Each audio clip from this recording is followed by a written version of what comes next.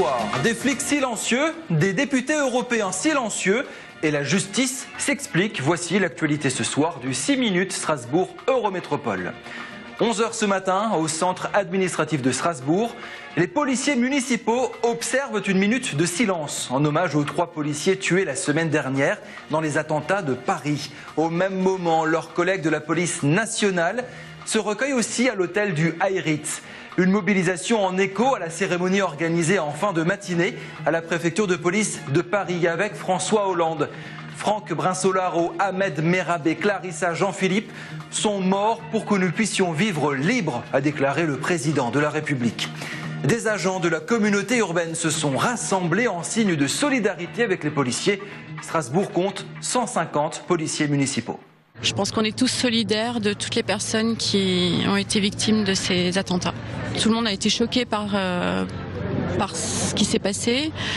Et je pense qu'il y a d'abord eu de la stupeur et du déni et de l'incrédulité dans les premières actions. Et puis après un moment, je pense qu'après les recueillements et l'émotion, il y a eu quand même beaucoup de monde aussi qui s'est mobilisé. J'espère que si ça peut servir leur cause, oui. J'espère qu'on les verra autrement, oui.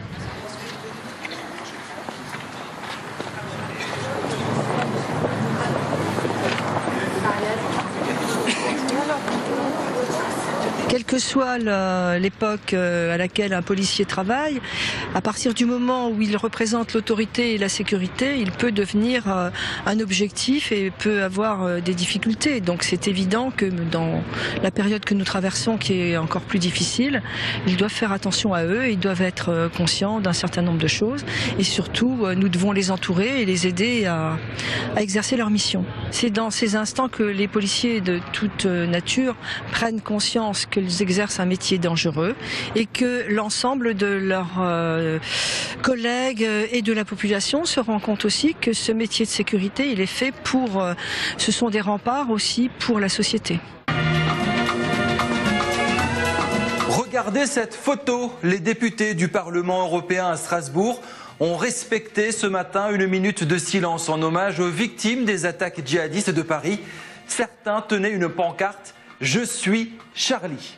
Charlie Hebdo n'est pas mort, le numéro 1178 sort demain dans les kiosques, publié à 3 millions d'exemplaires. En couverture, le prophète tient en papier « Je suis Charlie ».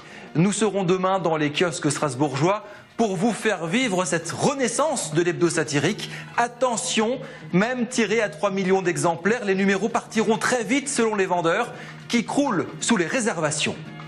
Dans l'actualité également, cette opération « Justice dans la Cité » lancée par la ville de Strasbourg. L'idée est de profiter du grand chantier du tribunal de grande instance pour expliquer le rôle de la justice aux plus jeunes. Toute l'année, de nombreuses opérations seront montées, expositions, débats, visites, concerts, le tout à but pédagogique. 34 structures, des associations, des institutions, des écoles vont participer à cette initiative unique en France. Il faut rencontrer la justice pour la comprendre, réaffirmer des valeurs républicaines. Depuis les attentats de la semaine dernière, ces objectifs résonnent particulièrement. Hasard du calendrier, cette justice dans la cité est dans les cartons depuis des mois. C'est l'approche de la citoyenneté à travers le droit et les fondements donc, de la démocratie. Il y a donc une méconnaissance, en tout cas une mauvaise information de la justice, de l'institution judiciaire, de son fonctionnement, que l'on constate au niveau des jeunes, mais également au niveau des adultes. Et cette information est souvent déformée à travers notamment